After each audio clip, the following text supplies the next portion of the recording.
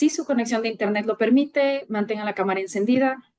Por favor, mantengan sus micrófonos apagados. Se habilitarán los micrófonos para interacciones al momento del conversatorio.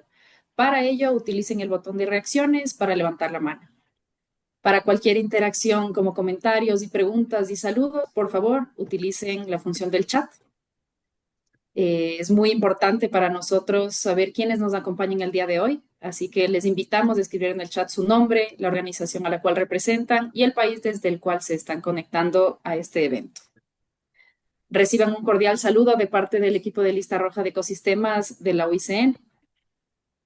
Hoy iniciamos el primero de una serie de webinars que buscan promover el intercambio técnico y la colaboración en evaluación de ecosistemas. Nos acompañan el día de hoy colegas de marcada trayectoria, quienes forman parte de Provita, del Instituto de Ecología y Biodiversidad de Chile, de la Fundación para la Conservación del Bosque Chiquitano y el Instituto Humboldt, siendo muy grata su presencia y disponibilidad el día de hoy. Mi nombre es Emilia Trueba, yo voy a estar moderando este espacio y vamos a revisar los siguientes puntos de agenda. En primer lugar, tendremos el objetivo del evento, seguido de palabras de bienvenida a cargo de Gabriel Quijandría, el director regional de la UICN para América del Sur, las ponencias de nuestros 4 panelistas, un panel de discusión y finalmente las preguntas del público con un cierre y siguientes pasos. Dicho esto, es un gusto para mí presentar a Gabriel Quijandría, director regional de la oficina de UICN América del Sur. Gabriel, el piso es tuyo. Muchas gracias, Emilia. Muy buenos días para algunos, tal vez de ustedes, muy buenas tardes ya. Es un gusto para mí mandarles un enorme saludo desde Campo Grande, desde la puerta de entrada austral al Pantanal de Brasil. Estoy aquí participando en la COP de la Convención de Especies Migratorias, mi primera oportunidad, y la verdad que es un gusto enorme abrir también la mente a estas discusiones que están también vinculadas a lo que vamos a tener en términos de intercambio en este espacio. Muchísimas gracias a nuestros expositores. Como verán, quienes participen de este espacio, hemos podido poner, para hablar en términos deportivos, un Dream Team espectacular para hablar sobre este tema de la lista roja. Y cuando los escuchen, me van a dar la razón en términos de esa calificación. ¿Por qué es importante tener un trabajo ambicioso en lista roja de ecosistemas en esta región, en la región de América Latina, particularmente en la región de Sudamérica? Porque somos, en términos relativos, la región con más potencial y con más dotación de diversidad biológica, de servicios ecosistémicos en términos relativos en el mundo. Y eso tiene una serie de implicaciones. Por dónde vienen las soluciones a las crisis existenciales que enfrenta el mundo, particularmente en esta región. Vienen de la naturaleza, vienen de este potencial que tenemos nosotros de alinear a la naturaleza y poder, en alguna medida, usar el poder de la naturaleza en nuestro favor para construir bienestar o asegurar el bienestar de las personas en el largo plazo. Pero eso se combina, o sea, esta riqueza, digamos, enorme que tiene la región, se combina con una situación de no tanta riqueza por el lado de los recursos disponibles para llevar adelante las acciones de conservación, de uso sostenible o de restauración de los ecosistemas. Entonces, necesitamos priorizar, porque no podemos hacer todo con los recursos disponibles que tenemos. Entonces, la lista roja puede ayudar en gran medida a identificar, bueno, cuáles son, dentro de toda esta riqueza enorme de ecosistemas que tenemos, aquellos ecosistemas que están en una situación más complicada y que son aquellos donde además, usando un término económico, una inversión hecha en acciones de conservación o en acciones de restauración puede tener un rendimiento, un retorno más grande, ¿no? Y sin duda, y eso puede ayudar muchísimo en procesos de ordenamiento territorial, en procesos de recuperación de ecosistemas, en procesos de impulso de reducción del riesgo de desastres naturales, por ejemplo, o de adaptación al cambio climático, en la reducción de las emisiones de gases de efecto invernadero a partir de tener esta mirada clara, ¿no?, respecto de qué es lo que está pasando en los ecosistemas y cuáles son los que requieren una intervención más urgente en términos de medidas desde el Estado, desde sociedad civil y más recientemente, bueno, desde el sector privado también, ¿no? En términos del potencial que pueden tener para unirse al esfuerzo de conservación. Esperamos que este espacio de intercambio técnico genere un proceso de bola de nieve, ¿no? Que lleve a que se tomen las decisiones para la adopción del instrumento de la lista roja de ecosistemas como uno que ayude a la planificación, a la toma de decisiones en nuestros países. Vamos a ver experiencias de varios países de la región que ya se vienen avanzando y van a ver que hay ya mucho trabajo en camino, pero que todavía queda mucho por hacer. Finalmente, para no quitarles más tiempo, en este mundo post-COVID sabemos que existen millones de pantallas a las cuales ustedes podrían estar dedicando su tiempo. Y eso implica un costo de oportunidad. Entonces agradecemos enormemente que hayan escogido en particular esta pantalla y esperamos que las discusiones y los resultados que salgan de aquí estén a la altura de sus expectativas. Muchísimas gracias. Muchísimas gracias, Gabriel. Gracias por esas palabras tan importantes. Y ahora vamos a dar paso a nuestro primer ponente, John Paul Rodríguez. John Paul es biólogo de la Universidad Central de Venezuela con un doctorado en ecología y biología evolutiva por la Universidad de Princeton. Cofundó Provita en 1987, impulsando proyectos como el Libro Rojo de la Fauna Venezolana y el Libro Rojo de los Ecosistemas Terrestres de Venezuela.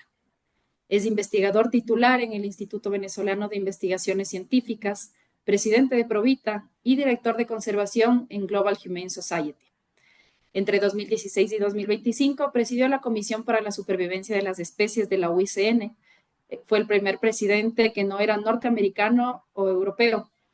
John Paul es autor de más de 280 publicaciones, incluyendo libros, capítulos y artículos arbitrados en importantes revistas científicas internacionales. Sin otro tema en particular, John Paul, el piso es tuyo. Muchísimas gracias. Voy a compartir entonces mi pantalla.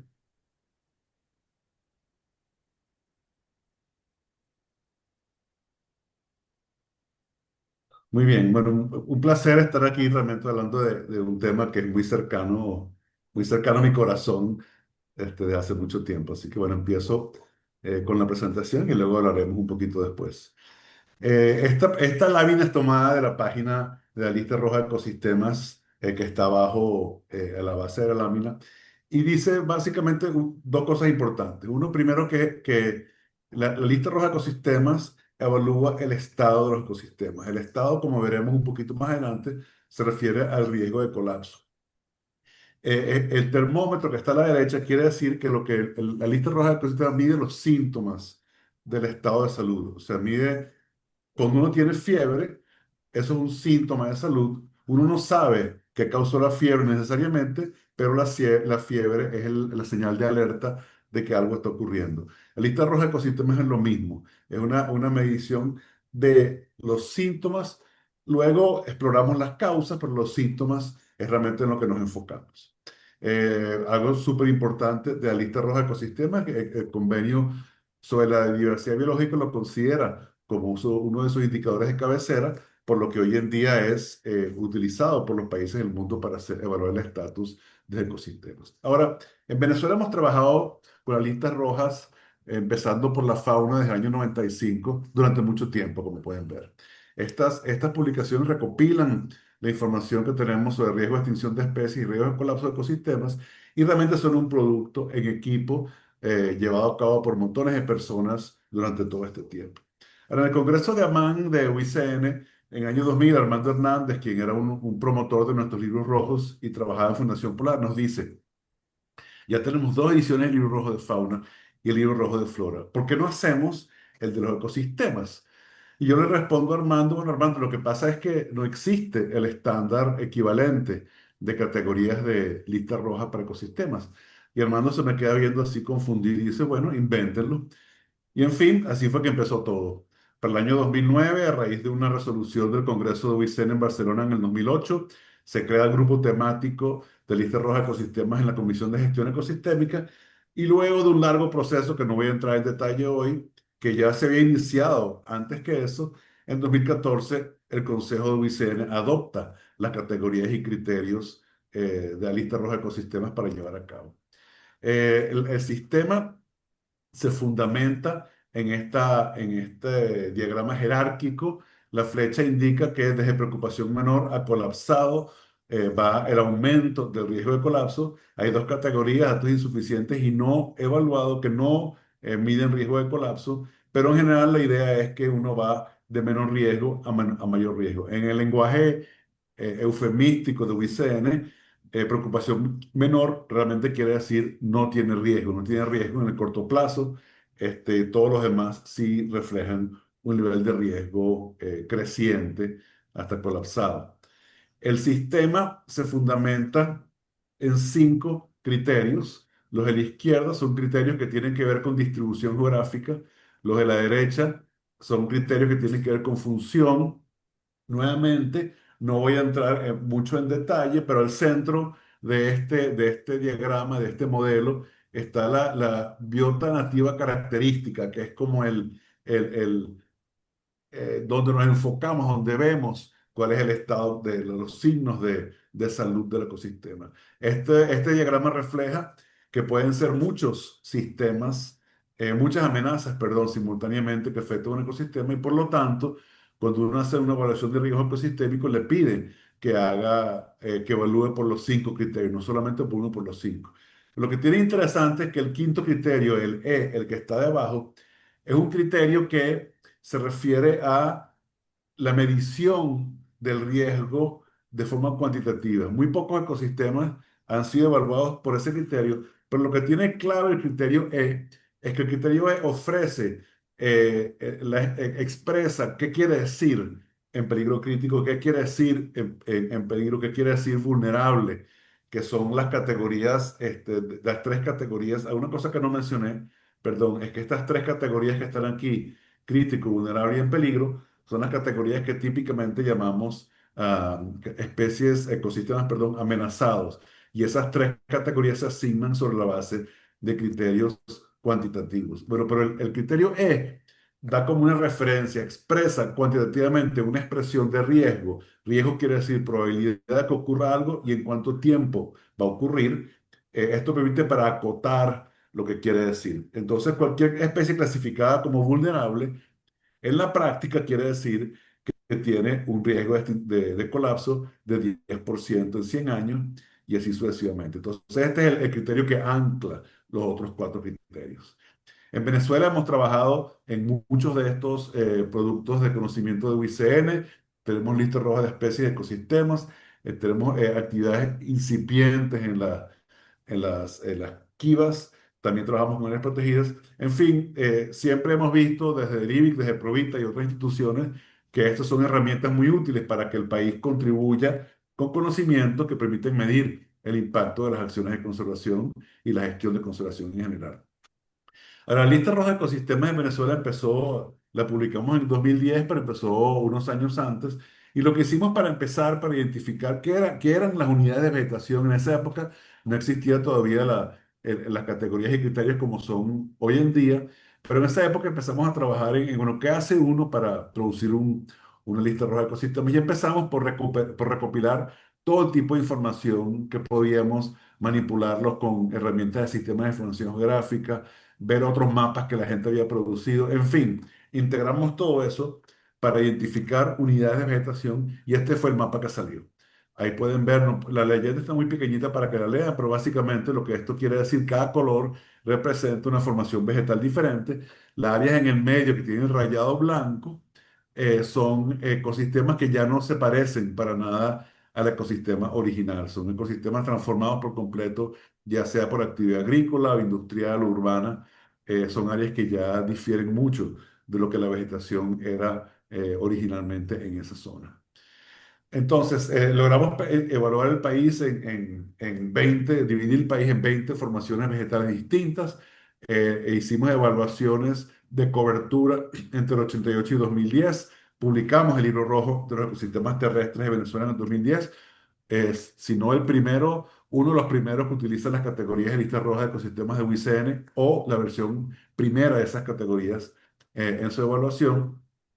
Como una quinta parte del país está degradado y solamente en Amazonía perdimos como 3.000 kilómetros cuadrados durante esos años posteriores, pero son con análisis con otros datos hechos posteriormente. Si uno empieza a ver ecosistema por ecosistema, este es el ejemplo que traigo para conversar con ustedes brevemente sobre los bosques de Venezuela. Puede haber una diferencia muy grande entre la zona sur y la zona este del país, ambientes que están bajo relativamente menor riesgo de conversión. Al sur de Venezuela son todos los bosques amazónicos del país, que en general, a grandes rasgos, son ecosistemas en bastante buen estado. Pero al norte pueden ver en rojo y en anaranjado, especialmente aquellos más amenazados. ¿Cuáles son esos ecosistemas? Nuestro ecosistema más amenazado de todos son los bosques deciduos, que bueno, no es sorprendente porque los bosques deciduos es donde la gente le gusta vivir, en esas zonas, igual ocurre en toda la cuenca del Caribe. Eh, los ambientes más transformados por humanos llueve poco, es cálido, los suelos son fértiles, ahí está la gente. Las sabanas abiertas también han sufrido grandes transformaciones. Su aspecto no es tan evidente como en los bosques deciduos, porque la transformación tiene que ver más que todo con el manejo del agua, la introducción de ganado, la introducción de pastos exóticos, pero el aspecto del paisaje es más o menos igual. Entonces no se nota, no es tan evidente la transformación. Las sabanas arboladas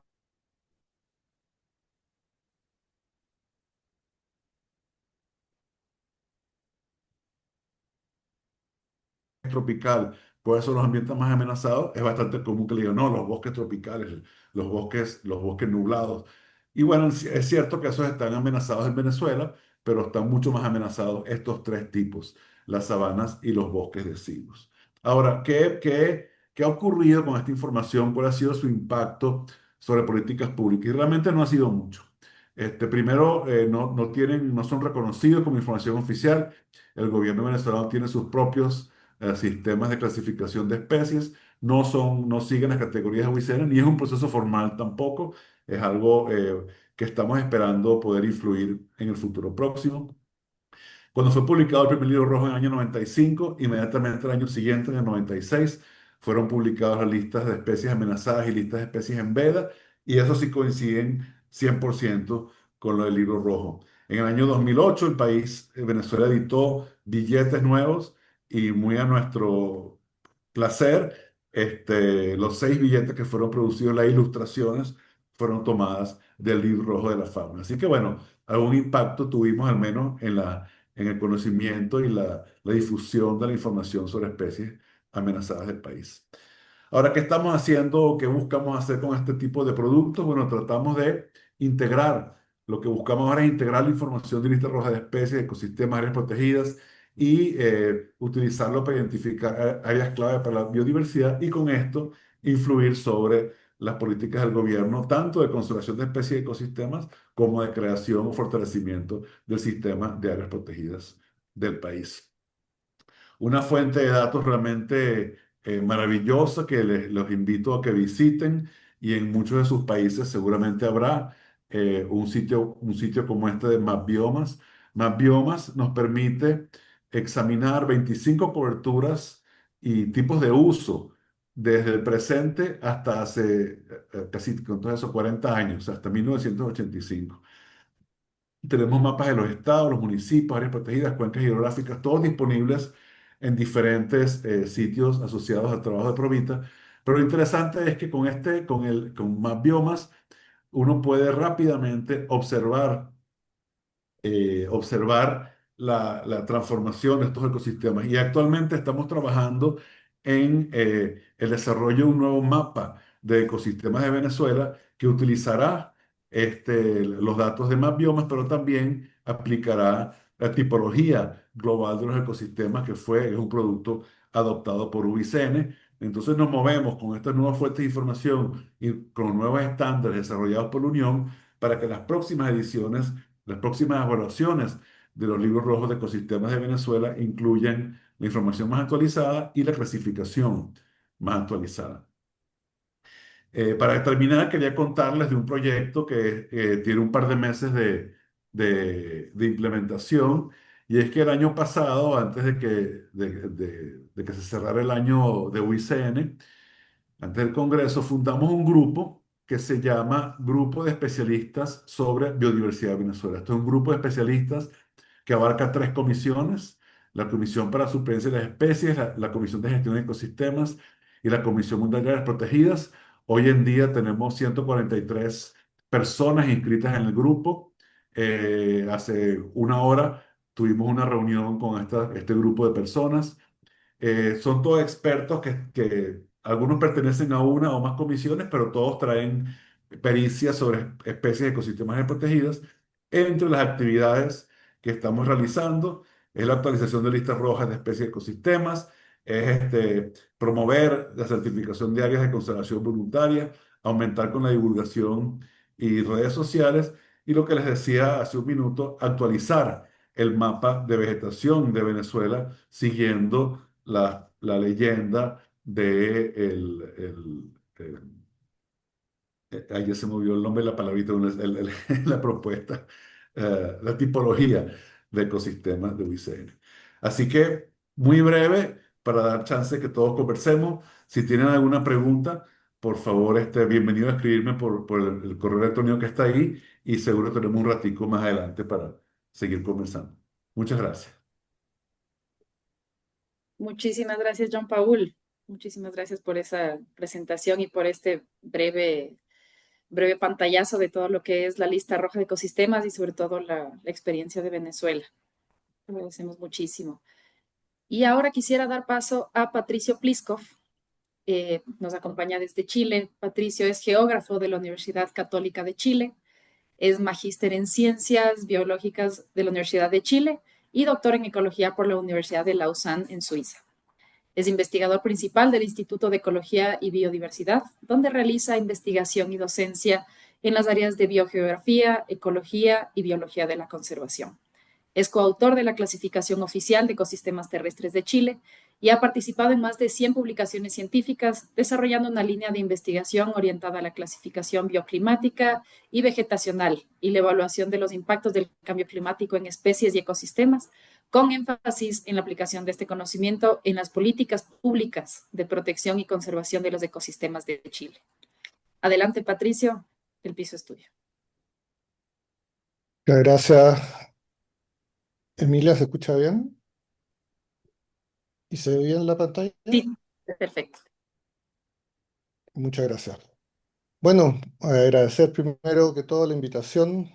Muy contento de que vuelva la iniciativa regional con UCN sobre el tema de lista roja, así que les voy a contar brevemente los avances y lecciones del proceso de la evaluación en Chile, más orientado como cómo ha sido el proceso, el avance en el tiempo, más que específicamente hablar sobre cómo se han clasificado los ecosistemas. Así que ese va a ser un poco el enfoque de la presentación de hoy. Aquí hay una breve línea de tiempo, como pueden ver, con John Paul muy joven, hace 15 años en Chile. Eh, Esto es una historia larga que ya lleva, como les digo, más de ya el año 2011, con un primer taller en que se comenzó ya a avanzar en el conocimiento de lista roja de ecosistemas. Y esto ha tenido un avance con distintas velocidades en el tiempo, perdón, eh, donde un primer hito fue una primera evaluación nacional, 4 años después de este primer taller, que lo realizó la Universidad de Chile. Después una primera evaluación, luego el año 2019 publicamos una primera evaluación completa siguiendo como todos los criterios y definiciones de lista roja para un ecosistema particular en Chile, que fue el caso del espinal, del bosque espinoso de Baquelia en el centro de Chile. Y ya después hay un salto que está asociado completamente a la creación del nuevo Servicio de Diversidad y Áreas Protegidas de Chile, en que, eh, en que primero se incorpora en la ley 21.600 que define este servicio, y el nuevo sistema de clasificación de áreas, no, perdón, Sistema Nacional de Áreas Protegidas, en que se incorpora el concepto de ecosistema y además el de ecosistema amenazado, que es muy relevante para motivos de lista roja. Y luego el año pasado, en este avance relacionado a este servicio, se presenta un anteproyecto de un reglamento, de un primer reglamento para la clasificación de ecosistemas amenazados de Chile, que les voy a contar en más detalle. El año pasado ya terminamos una segunda evaluación incorporando más criterios con mayor información espacial y desde finales del año pasado y este año estuvimos trabajando junto al Ministerio de Medio Ambiente de Chile en una propuesta para generar un primer marco general para la evaluación nacional de ecosistema amenazado. Así que eso ha sido el avance en el caso de Chile. El hito que les mencionaba, quizás más clave, esta publicación ya el año 2023 de la Ley 21.600, que indica la creación del nuevo, del nuevo Servicio de Diversidad y Áreas Protegidas y además del Sistema Nacional de Áreas Protegidas de Chile, que fue un largo proceso de más de 10 años y ya el 2023 se presentó esta ley y comenzó el servicio, tiene una muy reciente puesta en marcha, el 1 de febrero, recién de este año, tiene una definición ya, un avance legal sobre, sobre el tema del primer, eh, la primera, una primera división del Estado que está exclusivamente dedicado a la protección de la biodiversidad y el sistema de áreas protegidas en Chile, que es el SBAP. Y dentro del SBAP se han creado muchos reglamentos nuevos, y entre ellos, uno de estos reglamentos, perdón, es el reglamento que aprueba eh, y que regula la clasificación de ecosistemas según el estado de conservación. Y esto es clave porque esto es un marco que permite la aplicación legal de las directrices definidas por la IUCN para la definición de ecosistemas amenazados. Así que es clave este reglamento y la gracia es que en este reglamento se presenta tanto, esto es un poco la estructura del reglamento, en que se presentan tanto cómo se van a clasificar los ecosistemas y además, más allá de del cómo se van a clasificar, también se señala cómo se van a realizar los planes de manejo de ecosistemas amenazados, que es la etapa ya final, una vez que hay toda una gobernanza, un procedimiento de clasificación, se avanza hacia la herramienta específica para abordar este problema, que son los planes de manejo. Y bueno, en el caso de Chile, ¿cómo se ha pensado? Se ha pensado una gobernanza en que este servicio define, hace un primer listado nacional para priorizar ecosistemas, luego, pasaría a evaluaciones individuales por expertos específicos en cada uno de estos ecosistemas, y finalmente, estos grupos de expertos van a poder hacer una nueva evaluación y van a poder confrontar los resultados de la evaluación nacional y se va a poder avanzar para poder presentarlo ya, para ver si realmente pueden abordarse como un plan de manejo, si caen en alguna de las categorías de amenaza. Y esto más tiene que ver con cómo es la gobernanza en Chile desde que se presenta aquí esto es una primera estructura de cómo sería cuando se presenta un ecosistema en algún grado de amenaza. Hay todo un proceso de participación temprana, habría una revisión de un comité, de este comité de expertos, pasaría del SBAP al Ministerio de Medio Ambiente, ya donde ya habría una propuesta definitiva de si o no el ecosistema estaría entrando en alguna de estas categorías y tendría que dar el paso hacia el plan de manejo, que es el paso ya concreto de acciones de conservación dentro de cada uno de estos ecosistemas amenazados. Y pasando ya a las evaluaciones nacionales, en el caso de Chile, y esto es similar a lo que mencionó John Paul, la primera del 2025, esto es una clasificación con solamente un grupo limitado de criterios Y ahí está la distribución más o menos a nivel nacional y en que se llegó al 50% de los ecosistemas con algún grado de amenaza. Esta clasificación fue actualizada, lo terminamos el año pasado, está todavía en un proceso de revisión de pares para ser publicado. Y en esta publicación, y en esto hay un avance ya con mucho más criterios, con mucho más elementos, que se avanza a un 50, un 75% de ecosistemas que caen dentro de alguna categoría de amenaza. Estos son los ecosistemas terrestres, son muy clave y relevantes. Aquí también lo tenemos, como mencionó, similar a lo que se mencionó para Venezuela, ya lo tenemos estandarizado en función de la tipología global de ecosistemas, los resultados. Y, y asociado a esto se quiso avanzar ya teniendo un reglamento y ya teniendo ya la gobernanza de cómo avanzar en cómo aplicar esta clasificación de ecosistemas amenazados, se, se avanzó en pensar un marco general para realizar evaluaciones nacionales pensando en este procedimiento de clasificación y posteriores planes de manejo. Este es el caso en que se está trabajando en Chile. Primero, esto es como desde un inicio, cómo debería ser el procedimiento. Definición de los tipos de ecosistemas, la cartografía y cuantificación de estos tipos, la aplicación de los criterios globales, luego sintetizar los resultados, aquí es clave priorizar, partir de un primer listado, luego desarrollar los planes de acción, que tiene que ver directamente con el instrumento del plan de manejo y el monitoreo y actualización. Esto es un marco general de cómo avanzar en lo que es una evaluación nacional. Y aquí esto es preliminar solamente, no está, todavía no está, es solo una propuesta. Solamente aquí les quería mostrar cómo se hizo una aplicación de cómo sería si uno aplicara esto, algunos de los criterios de la evaluación en distintos tipos de ambientes en Chile. Porque en lo terrestre lo tenemos muy avanzado y todo lo que les mostré de las evaluaciones nacionales son solamente terrestres.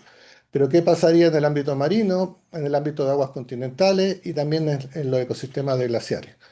Así que ya ahí están los resultados, pero en el fondo, aquí más que el resultado mismo espacial, lo que interesaba era cómo avanzar en un marco y llegar a una priorización. Por ejemplo, en el caso de este primer ejercicio, acá hay ecosistemas de todos los ámbitos, de los cuatro que les mencioné, no es solo terrestre, acá hay terrestre, marino, aguas continentales y glaciares. Y aplicando este marco, pudimos llegar a una priorización final de 46 ecosistemas, de los cuales son 27 terrestres, 14 marinos, 2 de aguas continentales y 3 de glaciares.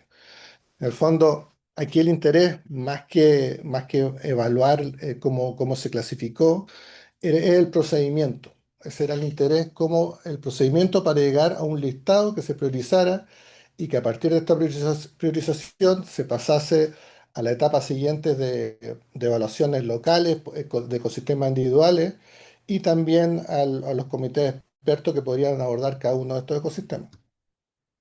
Y aquí para cerrar quería comentarles cómo se ha utilizado en Chile la lista roja.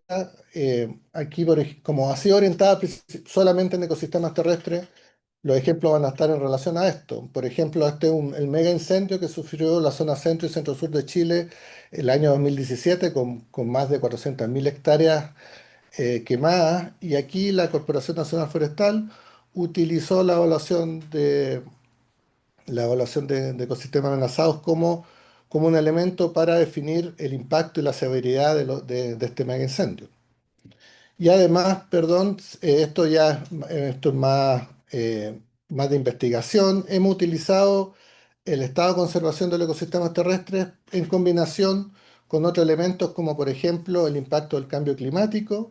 Y en esta figura aquí pueden ver la distribución de todos los ecosistemas terrestres identificados para Chile, el año que definimos el año en segunda versión, el año 2017. Y se combina aquí el tamaño de la barra, indica cuán protegido está cada ecosistema. El color, es decir, el tono de gris en este caso de la barra, indica el estado de conservación según lista roja. Y además en la parte superior de las barras podemos ver si hay reducción o expansión en función de escenarios de cambio climático.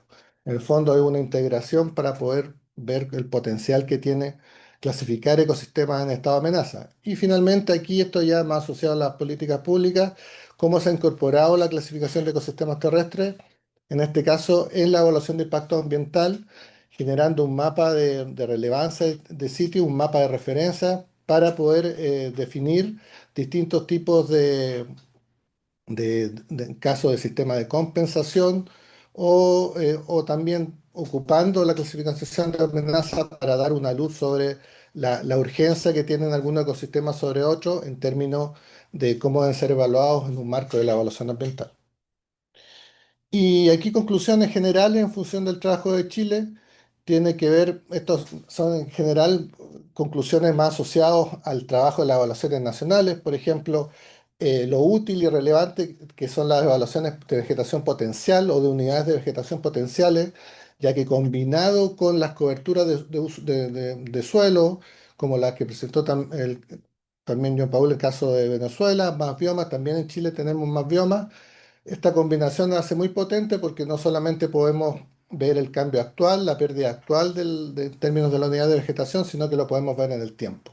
Y con esto podemos avanzar en criterios y en subcriterios mucho más concretos, siguiendo el marco global. El tema de la correspondencia con la tipología global, que también, como se señaló, es un producto también ya validado por la IUCN.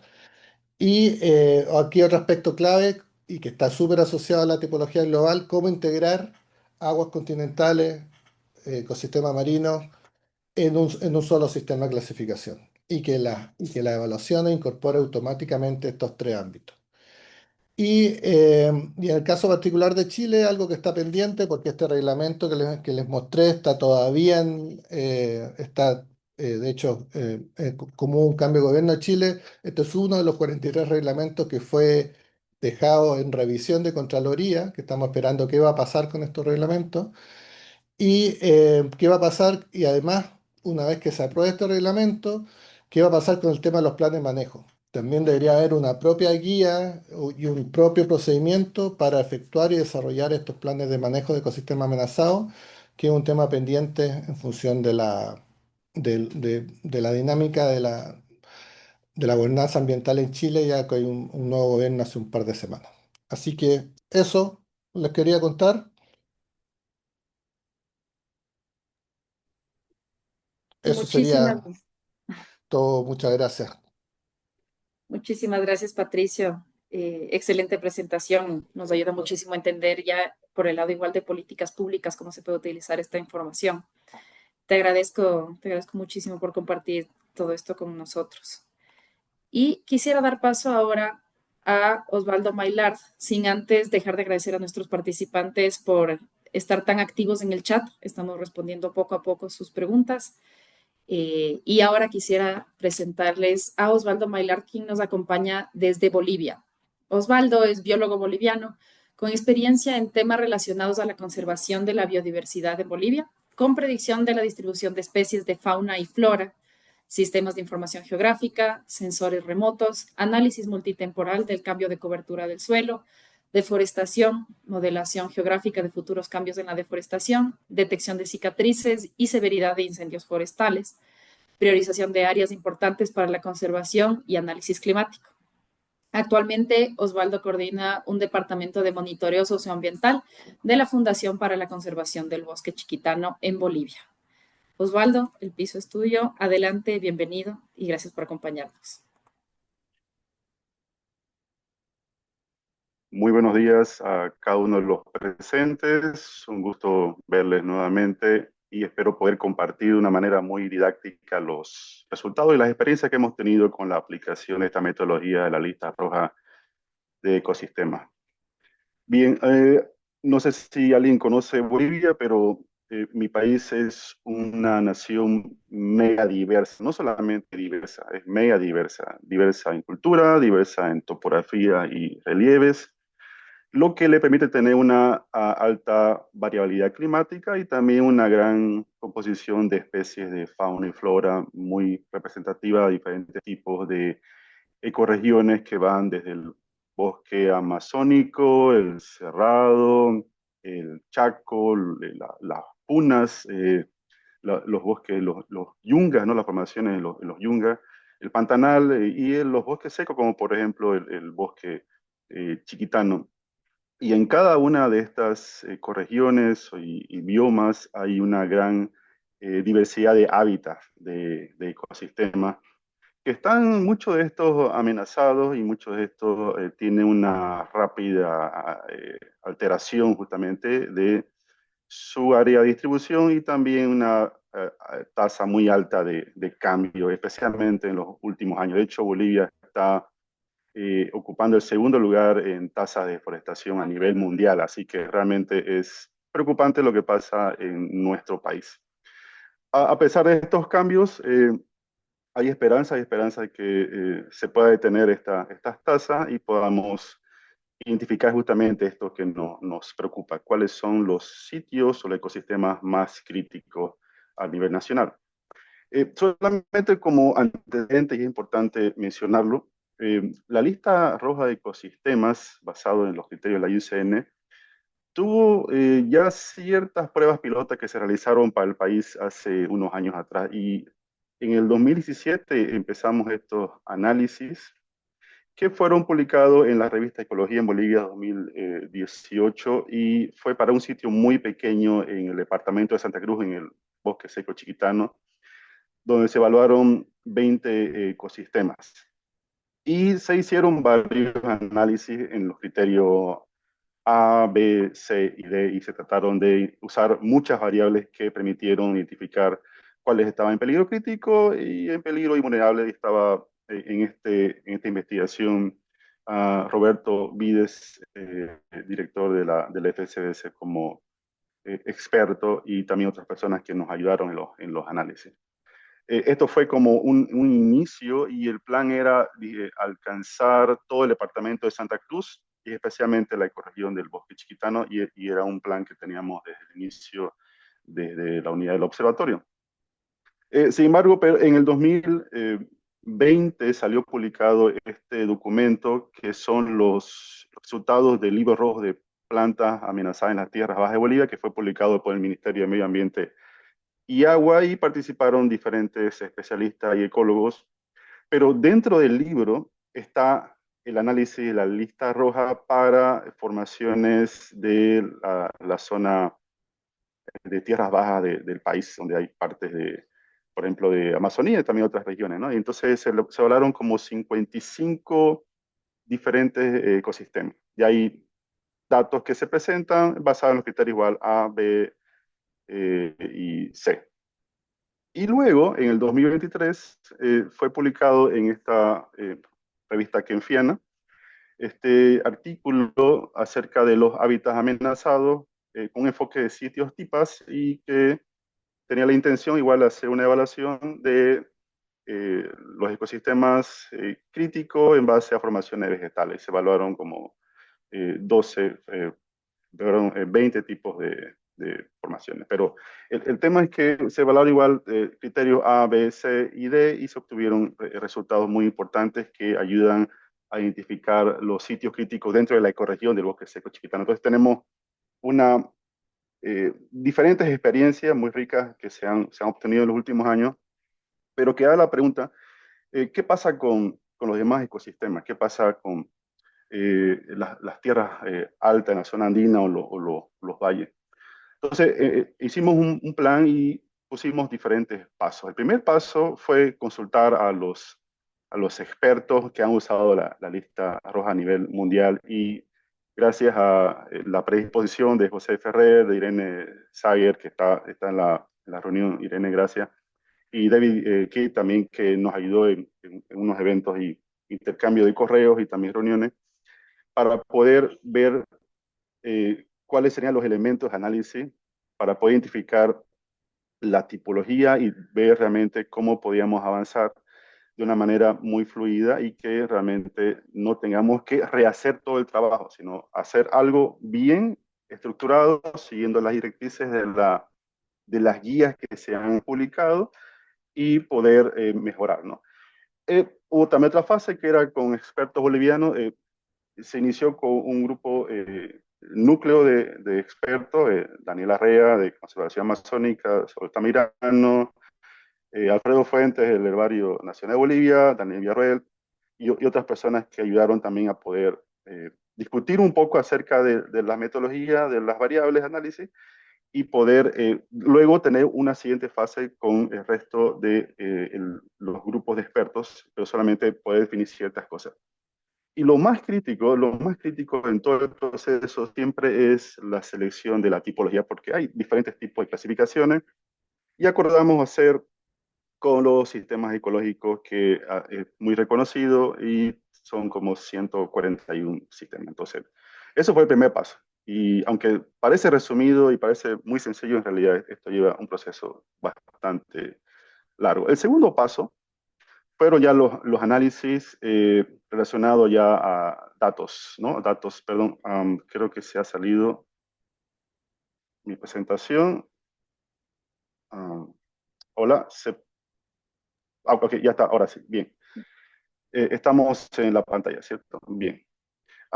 Sí.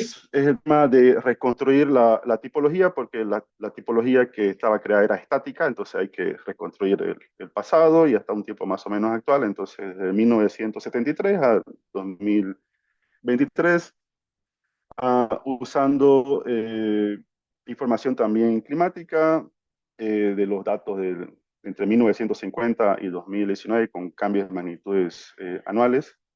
En un primer análisis, Damaris Peña de la FCDC colaboró en todo el tema de análisis. En el tema de clima fue apoyado por Sergio Vicente Serrano, que es un experto en climas a nivel mundial y ayudó mucho en el tema de los análisis climáticos. Uh, Luego se hicieron los análisis de la reducción de la distribución de los ecosistemas con el criterio A1 para ver tasas, distribución geográfica restringida, en lo que es su criterio B1 y B2, y degradación ambiental con su criterio C1 con temas de máxima temperatura, temperaturas mínimas, humedad relativa y déficit de presión de vapor. Y al final estos fueron los subresultados, por así decirlo. Uno ve el mapa de Bolivia, en muchos sitios que están en peligro son sitios, por así decirlo, bastante pequeños. 6 están en peligro, perdón, por la tasa de cambio, hemos dicho, la tasa de cambio 6 están en peligro y 7 están en la categoría vulnerable, que están en color amarillo, pero no se nota mucho, es por el tema del cambio que ha habido de 1973 a 2023, y los demás están en casi amenazados y menor riesgo.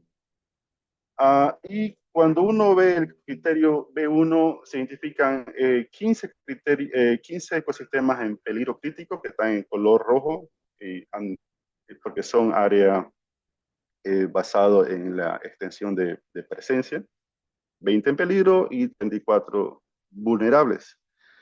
Pero al aplicar la metodología por área de ocupación, que es B2, 4 están en peligro crítico, 16 en peligro y 16 es vulnerable.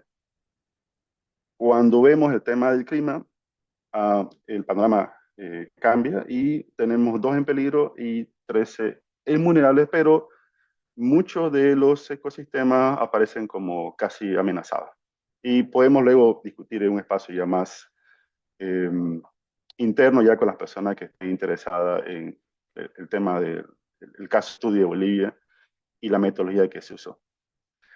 Ahora, cuando identificamos de todos los subcriterios, podemos ver que 15 están en peligro crítico, 24 están en peligro y 40 invulnerables. ¿Cuáles son estos? Hay informaciones de bosques, lo que está en peligro crítico, que están en zonas de serranía, hay bosques que están en tierras bajas, hay vegetaciones saxícolas, hay chaparrales, hay formaciones de bosques de polilepis en zonas andinas, y hay otros también que han sido calificados con esta categoría principalmente por criterio de extensión de presencia, ¿no? Si uno ve la tabla, principalmente por esto, o en la categoría B2. Y en peligro también tiene mucho que ver el tema de ese criterio B1 y B2. Entonces, ha sido muy importante el uso de la metodología, ha sido bastante didáctico, la opinión de expertos ha sido fundamental, pero el tema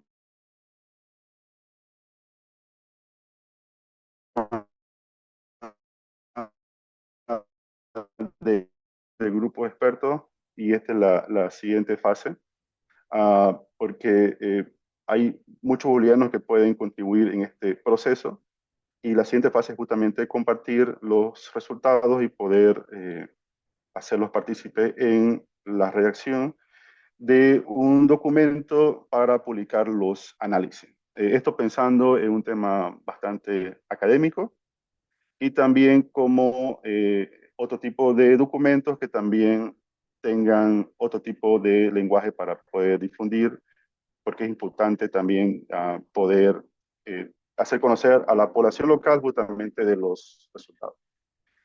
Algo crucial, y lo mencionó Patricio, es el tema de monitoreo y actualización de los criterios, porque este no es un tema estático, no solamente es un tema de publicar un mapa, publicar cifras y se acabó todo, no, es un tema de que se tiene que hacer un monitoreo anual, se tienen que actualizar los criterios, se tienen que hacer revisiones permanentes con grupos de expertos. ¿Y cómo se aplica todo esto? Porque no solamente es algo que tiene que estar escrito en un documento, son desarrollar planes de acción para ecosistemas críticos. O sea, ya tenemos identificados cuáles serían. Es importante los planes de acción a nivel de gobiernos nacional, departamental, municipal, así como también implementar y aplicar los resultados en políticas públicas, como han hecho otros países, porque es fundamental y que esto sea algo que las autoridades puedan apropiarse. Ok, muchas gracias por la atención y predispuesto a responder todas las consultas. Muchísimas gracias, Osvaldo. Excelente presentación. Creo que abre justamente un espacio para colaboración, para ver dónde podemos unirnos como regiones. Y ahora quisiera dar paso a Rodrigo Moreno. Rodrigo Moreno es nuestro cuarto ponente el día de hoy. Es ingeniero agrónomo de la Universidad Nacional de Colombia, con estudios en posgrado de la Universidad de Concepción en Chile, en biodiversidad, biotecnología y bioseguridad. Tiene una maestría sobre gestión de información y conocimiento de la Universidad Paul Valéry III de Francia.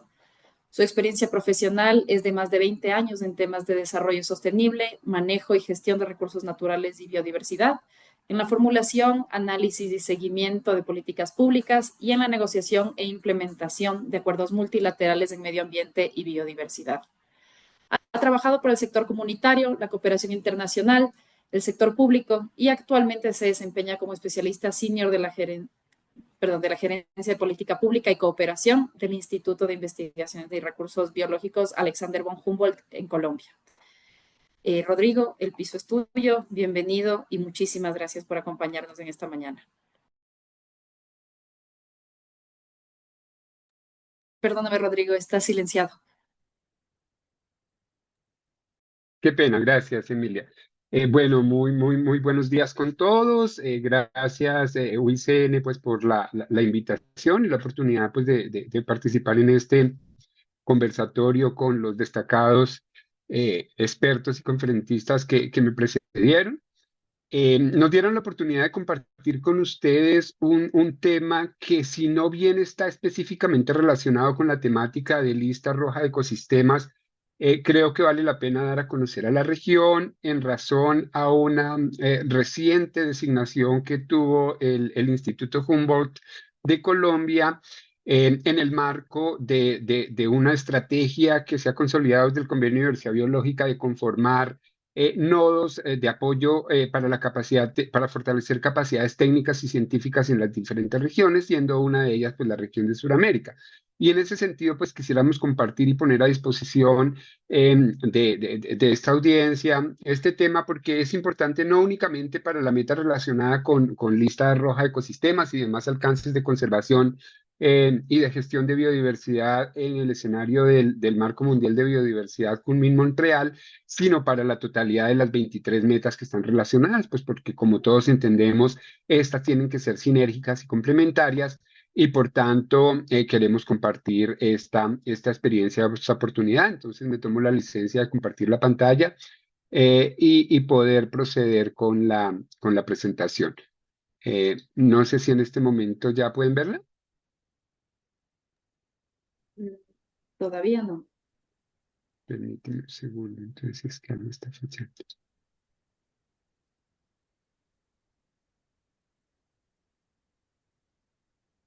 ahora se está cargando.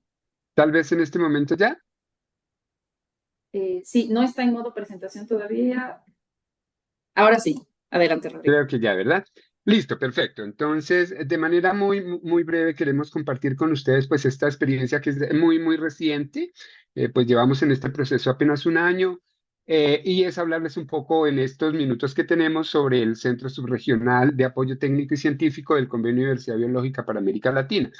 Me tomo la licencia pues, de comentarles que el Instituto Humboldt fue seleccionado luego de un riguroso proceso en el que se presentaron muchísimas organizaciones para fungir como el hospedante de uno de los centros subregionales de apoyo técnico y científico, como instancia que será pues clave y que jugará un papel muy relevante para el cumplimiento de las metas del marco global de biodiversidad Kunming-Montreal al 2030. Con la disculpa de ustedes, pues para quienes no nos conozcan, nosotros somos uno de los 5 centros de investigación científica en biodiversidad que están adscritos al Ministerio de Ambiente y Desarrollo Sostenible de Colombia. Contamos con una característica como ser una entidad de carácter público, pero que nos regimos por el régimen privado y por tanto, pues tenemos unos escenarios de autonomía administrativa, personería jurídica y de patrimonio y nuestra función fundamental es integrar el conocimiento disponible desde la ciencia, los diálogos y la participación pública y social para ponerlo pues, a disposición de la toma de decisiones y por tanto nuestra función fundamental es movilizar el conocimiento para tomar decisiones informadas que respondan a los grandes retos del país, fortaleciendo así esa interfaz de ciencia política y social.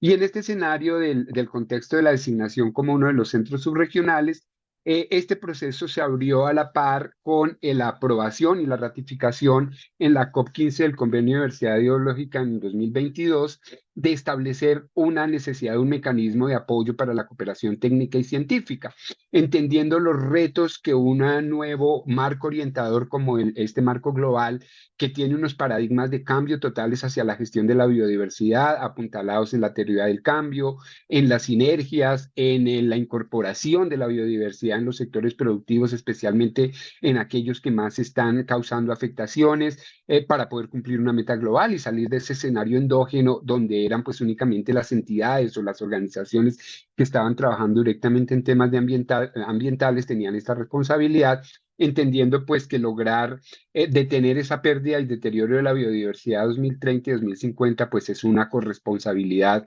diferencial y compartida entre todos los actores. Por tanto, esto requiere un mecanismo que pueda apoyar escenarios de cooperación científica y técnica y de tal manera que se aproveche la ciencia, la tecnología y la innovación para poder implementar esas 23 metas del marco Kunming-Montreal. En este escenario, pues el Convenio de Diversidad Biológica abrió una convocatoria amplia a nivel de todo el planeta para seleccionar los centros regionales y sus subregionales. Y en este sentido, luego de ese proceso pues, de convocatoria y de aplicaciones y de evaluación y selección, se escogieron 18 organizaciones en el planeta que fungen ese papel como centros regionales y subregionales. Para el caso de nuestro continente americano, fuimos seleccionadas 3 organizaciones, la Comunidad del Caribe, CARICOM, para atender pues todo lo relacionado con los aspectos insulares, a excepción de Cuba, la Comisión Centroamericana de Ambiente y Desarrollo para atender pues lo relacionado con los países mesoamericanos y el Instituto Humboldt que tiene un foco hacia los países suramericanos, a excepción de México, pues en la parte de Centroamérica y de Cuba, 2 países que voluntariamente por decisión propia prefirieron ser incorporados dentro del escenario pues del Centro Subregional para Sudamérica. Esto pues en relación al relacionamiento que teníamos y al acercamiento que ya teníamos con estos 2 países, pues ellos optaron por estar dentro de nuestra región. Entonces, en este sentido, pues incluyendo a México y a Cuba, este centro subregional está atendiendo y apoyando a 12 países en esos escenarios del Marco Mundial en Biodiversidad.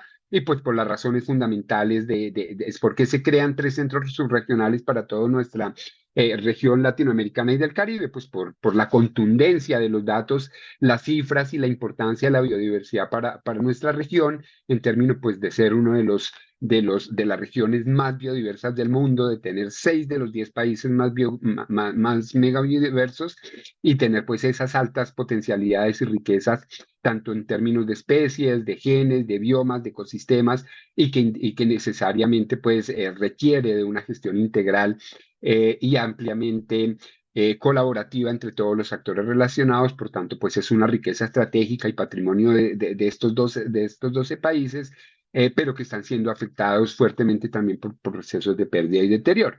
Y en este sentido, la función fundamental de estos centros de fortalecimiento y de apoyo a la cooperación técnica y científica es servir fundamentalmente como un espacio de interacción para facilitar proyectos, programas de manera conjunta, que facilite la movilización de recursos técnicos y financieros, que promueva el aprendizaje y el intercambio de conocimientos, todo esto desde una óptica de demanda, porque el centro lo que ofrece es buscar un apoyo científico en respuesta a las necesidades y retos que se manifiesten por los mismos países parte. Por tanto, pues las funciones principales del centro subregional, no vamos a entrar a mirarlas pues con el nivel de detalle que hay en la lámina, pero sí reiterar que están fundamentalmente centradas en escenarios de la promoción de la cooperación técnica y científica, del fortalecimiento de capacidades, de las facilidades para el acceso a la información, al conocimiento y a las innovaciones, el poder adelantar procesos conjuntos de búsqueda y movilización de recursos, facilitar conexiones, intercambios y fortalecimiento de redes, la colaboración con otras iniciativas afines para fortalecer sinergias y evitar duplicidades. Y en este sentido, pues, los puntos focales a nivel gubernamental ya han sido establecidos para que las personas que estén participando en este importante webinar, pues tengan en conocimiento que desde cada uno de estos 12 países ya se hizo una designación oficial por parte de los gobiernos, que en la mayoría de los casos pues están en cabeza de los ministerios de Ambiente, los ministerios de Desarrollo Sostenible o las cancillerías, o pues quienes estén atendiendo de manera integral los temas de biodiversidad y del Marco Mundial de Biodiversidad Kunming-Montreal. Esto no quiere decir que únicamente estemos actuando con estas organizaciones, sino que estos fungen como punto focal para irradiar dentro de su correspondiente país los aspectos relacionados pues con las posibilidades de trabajo conjunto en el escenario del centro subregional. De igual manera, pues ya venimos avanzando en esa alianza y en ese relacionamiento con los principales institutos de investigación existentes en la región, dentro de ellos, pues sin entrar a listarlos completamente, pero pues tenemos a los institutos pues de mayor reconocimiento, tanto pues de México, de Brasil, de Argentina, de Chile, etcétera. Creo pues que uno de los panelistas que nos acompaña tiene una alta cercanía con uno de estos centros de investigación, lo cual para nosotros pues es también muy grato. ¿En qué vamos en todo este proceso y en todo este escenario? Lo primero es que ya se hizo todo el proceso de alistamiento del centro, es decir, que ya hicimos la firma del convenio y de la delegación oficial y establecimiento de un comité directivo, y para esto pues fue muy recientemente firmado con la Secretaría del Convenio de Diversidad Biológica el acuerdo que ya le da viabilidad al centro. Esto se firmó durante la COP30 de Cambio Climático en Belén, la COP de Cambio Climático del año pasado. Conformamos ya el comité directivo recientemente, apenas en febrero del año pasado, pero ya hemos venido avanzando en su implementación a través pues, de consolidar como uno de los principales compromisos la búsqueda de recursos financieros como un eje prioritario y la definición del plan de acción. Esto porque, si bien la designación es algo muy importante, pues nos deja en un escenario operativo un poco complejo porque no viene acompañada de recursos. Entonces se busca que desde el centro todos los países de manera conjunta puedan avanzar hacia esa búsqueda de recursos económicos y financieros y de apoyo técnico y científico para poder implementar las acciones correspondientes. Estos son nuestros miembros del comité directivo, uno por cada país. Está pendiente pues que Venezuela y Bolivia designen a sus delegados. Y los lineamientos pues, de este comité directivo es fundamentalmente establecer sus objetivos, quién lo va a liderar, cómo va a funcionar de manera operativa, y pues cómo está conformado en términos de sus integrantes, y los apoyos pues también con parte de otras organizaciones, por ejemplo, representantes de los pueblos indígenas y comunidades locales, representantes de los principales centros de apoyo de la región, de los otros centros de apoyo técnico científico de los otros dos que les indicaba que existen en Latinoamérica, etcétera, Algo también es en lo que hemos venido avanzando y no es únicamente en los 3 meses que van transcurridos de este año, sino que esto se viene haciendo desde enero del año pasado, inclusive pues sin tener pues el acuerdo firmado con la Secretaría, pero a partir de la designación ya empezamos a hacer pues todos los escenarios de alistamiento y por tanto uno de los puntos centrales era poder determinar con la visión y el diagnóstico de los propios países cuáles son las necesidades fundamentales, las prioridades y las capacidades regionales para poder implementar las 23 metas del marco global de biodiversidad. No necesariamente las prioridades de las metas son las mismas para cada uno de los países, de acuerdo a sus contextos y realidades. Cada país pues debe y puede decidir a cuáles de las 23 metas le va a aplicar esfuerzos con mayor consistencia, de acuerdo pues al diagnóstico del estado de su biodiversidad. Y en ese sentido, pues desde el Centro Subregional corrimos una encuesta durante los 3, 4 primeros meses del año pasado, de tal manera que cada uno de los países, a partir de 3 preguntas orientadoras, y era cuáles son sus capacidades instaladas y las necesidades que tiene, cuáles son las opciones prioritarias de apoyo que considera que deben gestionarse y cuáles son las buenas prácticas que cada uno de los países ha venido adelantando para poder incorporar para poder implementar las 23 metas del marco mundial. Y esto nos permitió tabular y conocer pues las realidades y el diagnóstico de cada uno de los países en términos de sus capacidades y necesidades, los niveles de desarrollo tecnológico, científico, en los cuales se encuentran y cuáles son esas metas más prioritarias y las rutas de acción que se considera se deben implementar para su cumplimiento. Y a partir de ello empezar algo que hemos venido haciendo sistemáticamente desde más o menos mediados del año pasado, es empezar a buscar escenarios de movilización de recursos y búsqueda de aliados. Entonces hemos venido acercándonos a estas y a muchas otras más organizaciones a nivel pues continental y pues a nivel global con la finalidad de poder fortalecer este centro subregional. Y para ello, pues eso ya se ha traducido en acciones concretas, por ejemplo, con FAO y con el Convenio de Diversidad Biológica recientemente, hacia finales del año pasado, tuvimos un taller regional, un taller subregional con la participación de la mayoría de los 12 países de este centro subregional o enfocado hacia establecer el diagnóstico y las necesidades de fortalecimiento para el apoyo de la meta 2 del marco global, que es la referida a restauración de ecosistemas. Para ello, pues contamos con ese apoyo financiero tanto de FAO con el convenio y pues tuvimos un taller de una semana en Bogotá que pues estuvo enfocado a ese fortalecimiento de capacidades para la planificación, el monitoreo y el reporte de la restauración efectiva de los ecosistemas. Otro aspecto fundamental, apoyamos a algunos de los países y principalmente a Colombia en la preparación y presentación de su 5º informe nacional ante el Protocolo de Cartagena sobre seguridad de la biotecnología, que debía ser presentado al convenio de manera simultánea con el 7º informe del Convenio de Diversidad Biológica. Y pues para esto también tuvimos el apoyo del PENUMA para poder realizar pues el taller de Colombia y dar pues un poco a partir de este aprendizaje algunas orientaciones y recomendaciones a los demás países para la elaboración de sus 5º informes. De manera similar venimos avanzando con Paraguay y Perú para poder trabajar en el marco de una iniciativa con la WCMC y con recursos solicitados al ICI que están en proceso pues de revisión para poder apoyar en los temas de monitoreo para la implementación del Marco Mundial de Biodiversidad. Asimismo, con el Instituto de Ecología y Biodiversidad de Chile ya firmamos un convenio marco hacia finales del año pasado que nos permita desarrollar esa investigación conjunta y fortalecer el intercambio de conocimiento de tal manera que se puedan promover soluciones para la conservación y el uso sostenible de la biodiversidad entre Chile y Colombia en este caso. Y para la meta 30x30 estamos en este momento gestionando unos apoyos del Convenio de Diversidad Biológica para poder trabajar en el escenario pues, del cumplimiento global de la meta tercera de la conservación del 30x30 en coordinación con el centro, con el Convenio de Diversidad Biológica, de tal manera que podamos identificar esas brechas, prioridades y oportunidades en la región para fortalecer la gobernanza de la conservación y el intercambio de experiencias relevantes en conservación en apoyo a la meta del 30x30.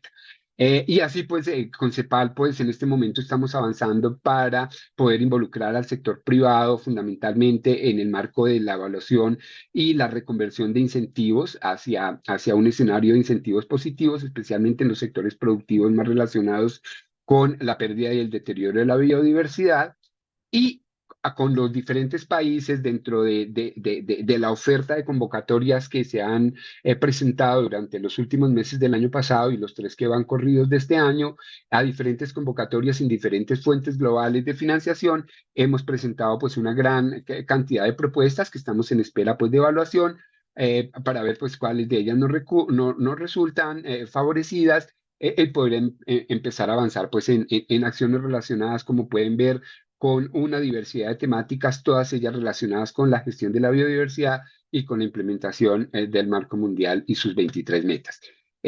También hemos venido avanzando consistentemente en la formulación de ese plan de acción bianual, para lo cual pues ya se definió el objetivo general con ese comité directivo que establece 4 objetivos específicos que están fundamentalmente relacionados con la definición y el establecimiento de los arreglos institucionales, con los mecanismos de intercambio de información, buenas prácticas y experiencias en la región, con la promoción y la ejecución de programas y proyectos de cooperación técnica y científica, y con la gestión y movilización de recursos financieros y técnicos. Y pues este es solo uno de los objetivos, no podemos entrar por la disponibilidad de tiempo en el detalle de cada uno de ellos, pero cada uno de estos 4 objetivos se han abordado y ya se tiene pues el plan de acción para los próximos 2 años.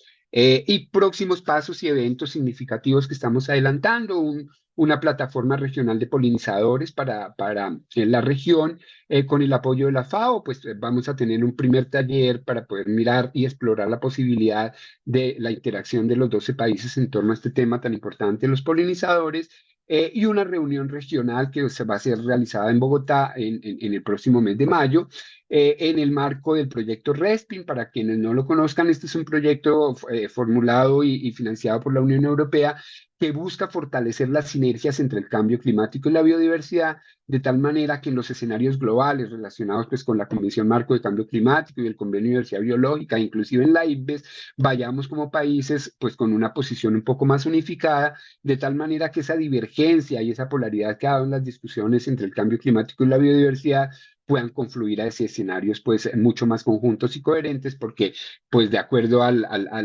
lo que nos evidencia la triple crisis planetaria, el cambio climático y la biodiversidad pues no pueden seguirse gestionando de manera independiente y por tanto pues tienen que mirarse de una manera integral y general.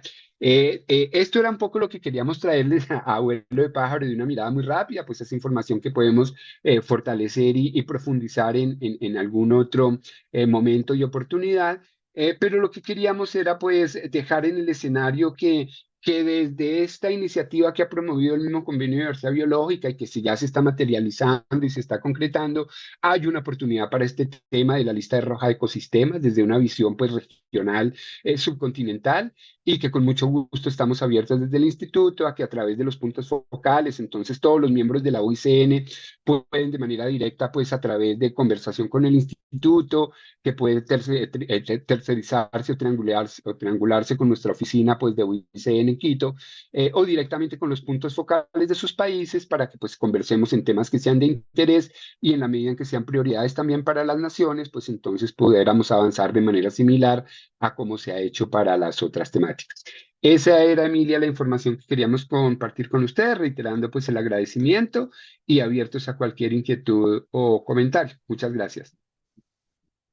Muchísimas gracias, Rodrigo. Gracias por esta importante explicación que nos has dado del Instituto Humboldt como el centro justamente técnico subregional y la ayuda que puede otorgar a los distintos países. Te agradezco muchísimo por acompañarnos con esta presentación y quiero dar paso ahora a nuestro panel de discusión, el cual será moderado por Marcos Valderrábano del equipo de Lista Roja de Ecosistemas. Después de esto tendremos paso a las preguntas y respuestas de nuestro público. Les solicitamos antes de hablar, levantar la mano para nosotros darles la palabra. Adelante, Marcos, el piso es tuyo. Muchas gracias, Emilia. Muchas gracias a todos por la participación. Hay un montón de preguntas muy interesantes en el chat. Algunas de ellas se han ido respondiendo ya sobre la marcha. Pero me gustaría lanzar al panel una pregunta que ha aparecido de manera repetitiva varias veces, que tiene que ver con los comienzos de la evaluación, con la parte de clasificación, con cómo se relacionan las clasificaciones nacionales con la tipología de UICN. Y es una pregunta que ha salido de manera recurrente, tanto para ecosistemas acuáticos como para ecosistemas terrestres. Entonces, y sé que además la parte de definir las tipologías nacionales corre el riesgo de ser una caja de Pandora. A veces se expande en el tiempo de manera impredecible. ¿Alguna recomendación por parte de alguna de las iniciativas nacionales sobre cómo abordar el tema de la clasificación de ecosistemas y tal vez una pequeña clarificación para los que nos escuchan sobre cómo se alinean las tipologías nacionales con la tipología de UICN? Una cuestión de clarificación. Es la primera pregunta. Y luego tendría una segunda pregunta que me gustaría lanzar, que es sobre algún tipo el objetivo de hacer una lista roja de ecosistemas. La idea es que sirva, que tenga un impacto sobre la conservación, sobre las acciones en terreno. ¿Algún consejo o alguna recomendación sobre cómo implicar a las instancias públicas desde el principio, al final, en medio, para facilitar que los resultados de la evaluación de lista roja de ecosistemas sean tenidos en cuenta para las distintas políticas de restauración, de áreas protegidas, de planificación territorial? Esas son las dos preguntas que me gustaría lanzar al panel y dejo el piso abierto por ahora para que se vayan respondiendo mientras no duden en levantar la mano los que nos están escuchando o bien escribir las preguntas en el chat si prefieren y las leemos desde allí. Doy el paso al panel si alguno de los panelistas quiere responder a alguna de las dos. Eh, Marco, ¿yo puedo hablar sobre la primera? Sí, por favor. Sí, yo creo que lo principal es como tener claro que no existe ninguna clasificación en el mundo que clasifique todos los ecosistemas del mundo de una sola vez. Existen distintos tipos de clasificaciones que abordan distintos aspectos de los ecosistemas. Entonces, a partir de eso, la propuesta de la tipología global tiene 6 niveles. Y de esos 6 niveles, el tercero, el de ecosistema funcional, es el que se ha establecido como el que debería ser adoptado por los países para que se puedan hacer correspondencia entre países en términos de la evaluación. Pero ese nivel 3 tampoco va a reflejar todos los ecosistemas que existen en el país, en cada uno de los países. Así que eso hay que tenerlo claro y por eso en el caso de, por ejemplo, de Chile, que hemos tenido por la misma historia como ha ido avanzando, las clasificaciones ha tenido una orientación terrestre, que yo creo que en la mayoría de los casos de los países, especialmente en Sudamérica, existe ese sesgo, por eso se propone que se parta desde las propias clasificaciones nacionales, que en general pueden tener el mayor detalle, que deberían tener el mayor detalle posible, pero que luego que se haga la evaluación nacional, los expertos en cada uno de estos ecosistemas tomen esas tipologías y definan su evaluación en función de la mayor cantidad de datos que ellos mismos manejan. En el fondo, que sea jerárquico en términos de que no solo, de que claro, se adopta el nivel internacional, se trabaja a nivel nacional, pero que haya también un espacio en términos de la gobernanza y de la evaluación misma, en que los expertos de cada uno de los ecosistemas definidos nacionalmente puedan llegar al mayor detalle posible. Pero súper claro que nunca va a haber una evaluación que aborde todo el ecosistema y que todo, porque claro, después la misma discusión va a estar después, van a decir, no, es que los expertos del comité no son los expertos del ecosistema, y así no. Pero esa es la gracia de la tipología global, que da un marco y da distintos niveles en que se puede adaptar cada país, y da este nivel 3 del ecosistema funcional, que es como el lenguaje común para conectar las clasificaciones en todos los países. Muchas gracias, Patricio. Creo que eso aclara muchas de las dudas que han aparecido en el chat. Es decir, la tipología de UICN como es el lenguaje de referencia, pero las evaluaciones hechas a nivel más fino de las tipologías nacionales. Muchas gracias. Yo solo ¿Algún quisiera otro agregar lo que miembro dijo del panel? Patricio. Solo quisiera agregar lo que dijo Patricio. eh, Bueno, la tipología tiene muchos niveles y cada cual puede escoger el nivel que más le convenga para hacerlo a su país.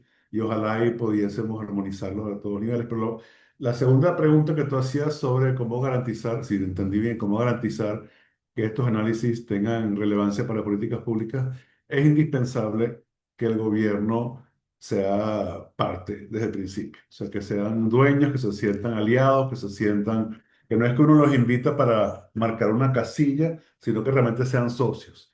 Y eso en algunos países es más fácil que en otros, pero mantener una relación productiva de intercambio constructiva con el gobierno es fundamental para que esto se lleve a cabo. Es un reto, yo no lo entiendo bien, pero vale la pena el esfuerzo.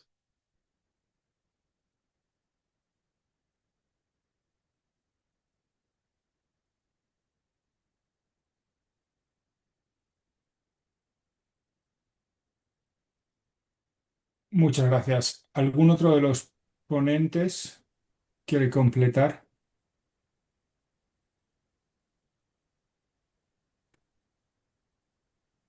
No. Em, em, hay dos preguntas específicamente para Colombia, Rodrigo. Una tiene que ver con la lista roja de ecosistemas de Colombia. Hay varias preguntas recientes en el chat sobre si existe una lista roja de ecosistemas de Colombia y en qué situación está.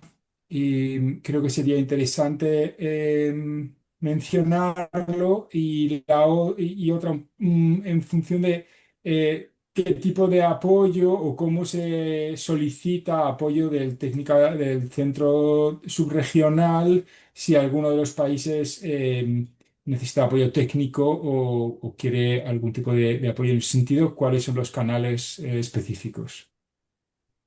Gracias, Marco. Excelentes las dos preguntas. Sobre la primera, Colombia cuenta con un mapa de ecosistemas amenazados, pues más o menos que se elaboró en el año 2018 por el Instituto de Hidrología, Meteorología y Estudios Ambientales, el IDEAM, que es uno de los institutos también aliados y vinculados al Ministerio de Ambiente, pero pues que para el país, por la gran diversidad de ecosistemas que tiene, pues es un insumo que en alguna medida es preliminar, por cuanto pues nosotros tenemos una tipología de más de 300, creo que son 344 tipos de ecosistemas en todos nuestros biomas y en nuestras regiones biogeográficas. Entonces, pues como entenderán, con una diversidad de ecosistemas tan amplia, con una tipología tan amplia, es muy complejo llegar a un escenario pues de tener una lista única de ecosistemas amenazados. Se tienen ecosistemas con altísimas prioridades, por ejemplo, los ecosistemas de bosques ecotropical,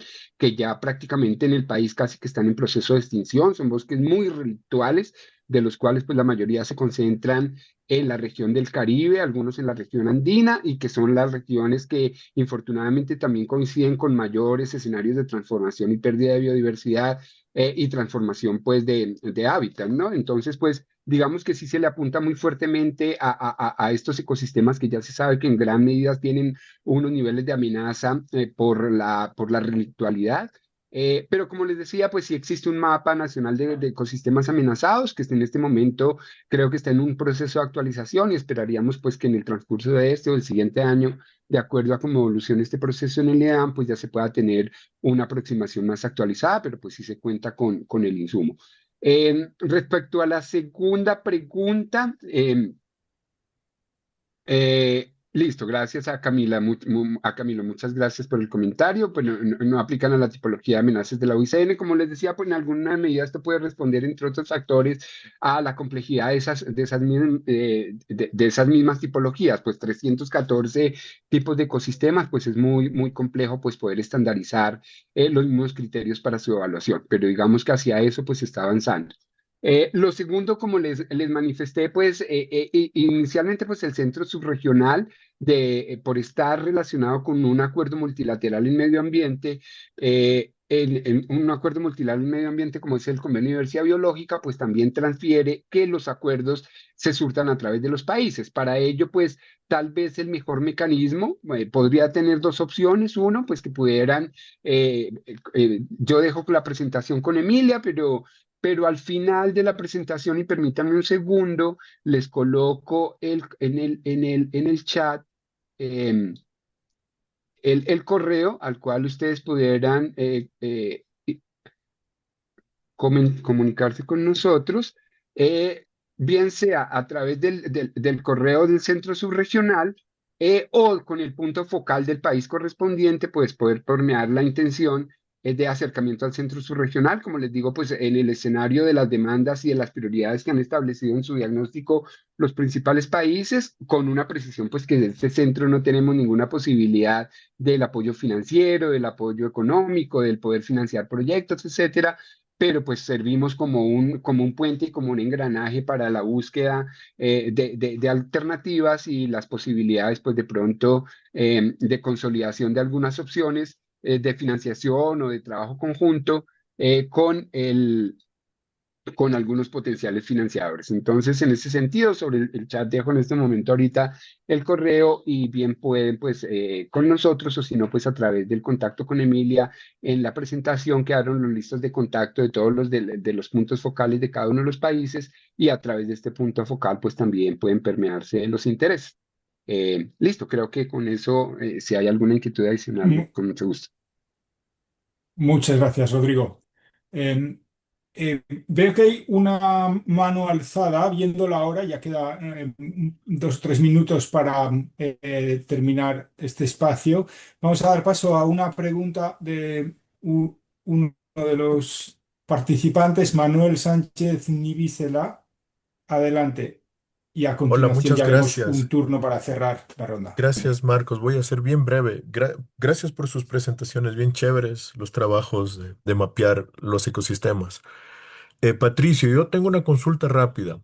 Por ejemplo, si abres la tipología global de ecosistemas de OICN con ese trabajísimo que hicieron en Chile, parte o la gran parte de esos ecosistemas se engloban en estos ecosistemas terrestres, de biomas, de arbustales y matorrales, brezales, matorrales, ya sabes, templados estacionalmente secos, ¿no es cierto?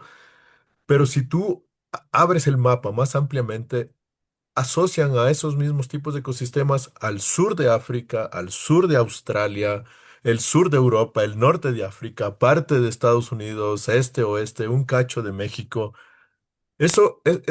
Ese trabajo, ese esfuerzo que se hace por país, Bolivia, Venezuela, Chile, cuando tratas de ajustarlo al nivel 3, como tú lo dijiste, a la consideración global de ecosistemas, yo creo que causa como una distorsión para los enfoques de acciones internacionales de respaldo a conservación de ecosistemas prioritarios, porque puede que estén bien conservados, no sé, voy a inventarme con el vecino en Argentina, pero ustedes tienen mayor riesgo en ecosistema. ¿Cómo va a ir la discusión hacia mejorar esa tipología, por ejemplo, dividirla por no me sale ahorita la palabra, por ejemplo, solo para la región neotropical? Y hay otro cachito, en el 2019 salió el mapa de los ecosistemas amenazados de América, ¿recuerdan? Y por ejemplo, ahí, aunque todavía era grande, ya nos hacía un poquito de mejor sentido, por ejemplo, el Chocó a los colombianos y a los ecuatorianos, o la zona de Tumbes a los ecuatorianos y a los peruanos, pero creo que eso nunca se lo vio reflejado en la tipología global de ecosistema. Más bien, mi pregunta es, ¿cómo van a hacer para que esto se pueda dividir y esté adecuado a cada realidad ecosistémica y de biodiversidad por país, por continente al Muchas menos? gracias. Sí, no, Gracias. es una buena pregunta, pero hay una respuesta que es simple. No existe una cartografía del nivel 3. Entonces eso te responde a tu inquietud, porque el nivel 3 se ha definido solamente tipológicamente, no cartográficamente. Entonces, lo cual es un problema, y por lo mismo, la IUCN está, conjunto con otros actores, está haciendo un esfuerzo global que es el Atlas Global de Ecosistemas, que lo pueden revisar si tienen interés. Podemos dejar el link también en el chat, que ese Atlas Global de Ecosistemas va a ser el esfuerzo de llegar a la cartografía del nivel 3, porque el nivel 3 solamente se ha definido tipológicamente. Los tipos de ecosistemas del nivel 3 están muy bien detallados, pero no tienen mapa. Lo que tú ves en la página es una aproximación espacial de cómo se debería reflejar a escala global, son mapas globales, pero no es que todas las unidades del nivel 3 estén mapeados y se puedan cortar con cada país. Eso es un esfuerzo que todavía no se ha realizado.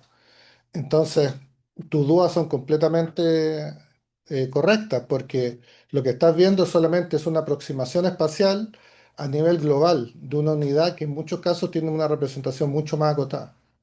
Así que eso, y el trabajo del 2019 que señala es solamente para ecosistemas de bosque, entonces también puede tener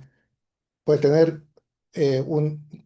nunca no se van a encontrar todos los ecosistemas evaluados porque ese tenía enfoque específicamente en bosque, entonces eso quizás también genera un sesgo, porque hay muchos ecosistemas a escala global y regional que no son boscosos. Eso a tu pregunta. Muchísimas gracias, Patricio. Muchísimas gracias a todos los ponentes. Muchísimas gracias a los participantes. Devolvemos la palabra a Emilia para unas palabras de despedida. Muchísimas gracias, Marcos. Gracias, John Paul, Patricio, Osvaldo, Rodrigo, por acompañarnos y a todos los participantes por la gran asistencia que hemos tenido. Sobre los 200 participantes durante toda la sesión, se muestra la gran sed que tenemos en la región por trabajar en estos temas. También se muestra la voluntad de cooperación, que es lo más importante en este mundo en el que trabajamos nosotros a nivel ambiental. Y queremos agradecerles de parte del equipo de Lista Roja de Ecosistemas, de parte de la UICN. Cuentan con nosotros para resolver las dudas. Recuerden que estos son canales abiertos, estamos para cooperar y la ciencia se hace así, cooperando entre todos. Queremos pedirles, por favor, que nos ayuden respondiendo una pequeña encuesta que les hemos dejado en el chat para poder también enviarles luego los materiales posteriores a este webinar para continuar la conversación entre todos nosotros. Y también queríamos comentarles que estamos finalizando la traducción de los guidelines de la Lista Roja de Ecosistemas al español, los cuales compartiremos con ustedes pronto. Es un hito para hacer la ciencia también en el idioma, en la región en la que estamos. Muchísimas gracias por estar aquí, muchísimas gracias por acompañarnos y nos veremos pronto en otro espacio. Gracias a nuestros ponentes y a los participantes. Gracias A ustedes, a muchas gracias. todos. Muchas gracias. Buen día a Mucho todos. Gracias. gusto. Hasta la próxima. Gracias. Bueno, gracias por todo. Hasta la próxima.